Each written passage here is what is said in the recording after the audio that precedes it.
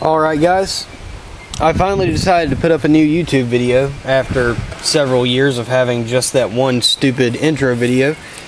I decided the first thing I would do is a review of my favorite handgun. This is actually the first handgun I ever owned.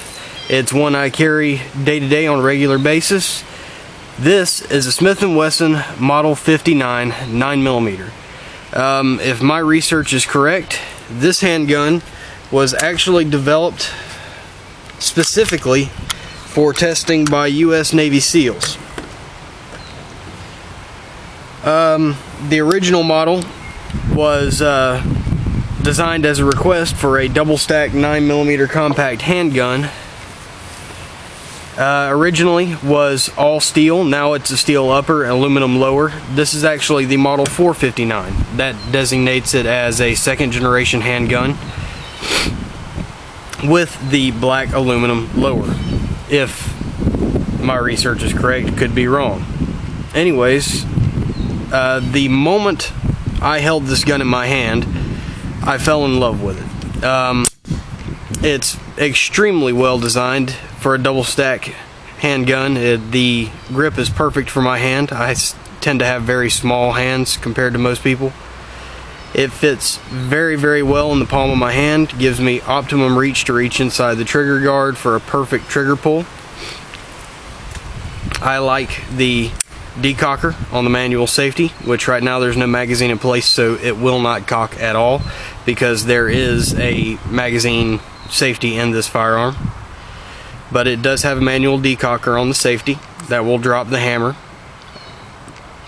I've been carrying this handgun since the day I turned 21, so about 4 years now. And so far I don't have a single complaint about it. The only thing I don't care for is the fact that not a lot of people actually make carry accessories for this specific model of pistol. The Model 59 itself, you can find accessories, holsters, spare magazines, all kinds of things all over the place. But the 459 happens to have this squared off trigger guard on it. The Model 59 didn't. So a lot of holsters designed for the Model 59 will not fit the Model 459. It simply will not lock into place because of that squared off trigger guard.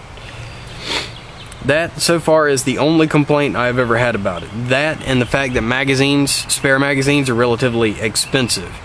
New magazines are anywhere from $35 to $40 each, so that can be a hindrance when you want to purchase new magazines.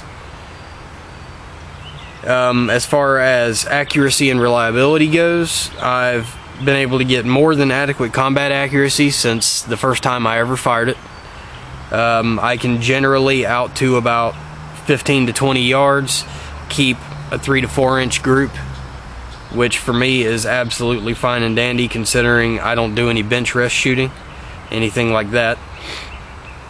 Reliability, I've probably put I'd say about 2,000 rounds through it since I purchased it, which is not a lot, but unfortunately I don't have a whole lot of money to blow on ammunition. But in those 2,000 rounds, I have never once had a single failure to fire or failure to feed. So, in my opinion, as far as reliability goes, you can't beat it. It was used when I received it, but most of the wear that you see on it now is actually from my day-to-day carry. If you look closely, you can see some high spots on the slide right there. That's from holstering and drawing for frequent practice. There's some wear spots on the slide rail guide right there. Other than that though, as you can see, there's not a heck of a lot of wear to it. Just the high spots, like right there next to the trigger guard, right there at the bottom of the trigger guard. Other than that, it's pretty much in perfect condition considering.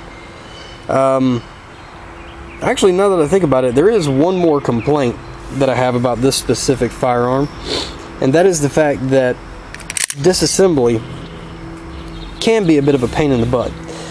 What you actually have to do is, instead of locking the slide back like this, you have to bring the slide halfway back and line this little notch right here up with this bulge on your slide release lever.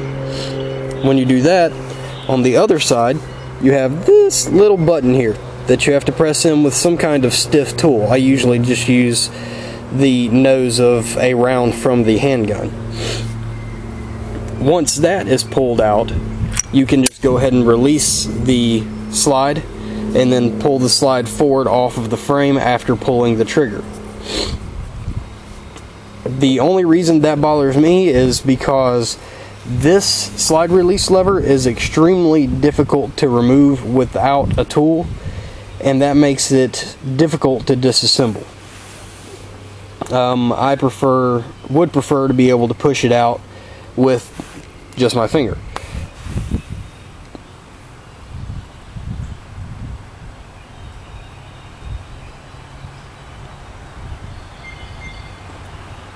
The only other thing I would possibly change about this gun is it does not have adjustable sights on it. It does have fixed sights on it, which to me they are perfectly adequate. I've never had any problems out of them, but I do like adjustable sights for when I'm out on the range just playing around. And nowadays, of course, you can get rock solid adjustable sights that are not going to become damaged in the field. So I don't mind carrying a handgun for self-defense with adjustable sights on it. Well, that's about all I can think of to say right now. If any of you guys have any questions or comments, please feel free to leave them in the box below the video. Other than that, you guys have a good day.